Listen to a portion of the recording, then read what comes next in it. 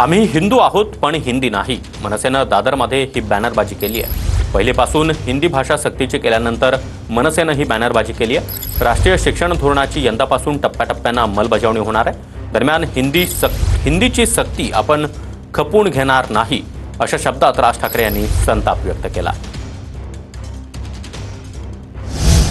तर प्रगतीनं मराठी माणसाचं अस्तित्व संपणार असेल तर ती प्रगती नको, मनसेचे अध्यक्ष राज ठाकरे यांनी हे वक्तव्य केलेलं आहे। अभिनेते महेश मांजरेकर यांच्या यूट्यूब चॅनलला राज ठाकरे यांनी मुलाखत दिली। त्यामध्ये शाळेतच मुलांना छत्रपती शिवाजी महाराजांचा इतिहास शिकवला पाहिजे असं देखील राज ठाकरे यांनी म्हटलंय।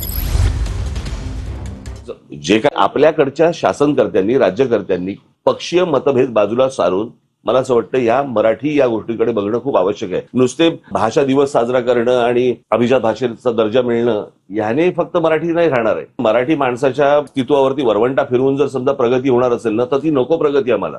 आज जे काय फ्लायओव्हर्स आणि जे काय ब्रिजेस आणि वगैरे होते हे दिसायला छान दिसतंय, पण ह्याच्यातनं जर समजा मराठी माणसाचं अस्तित्व संपणार असेल तर नकोय ते आम्हाला।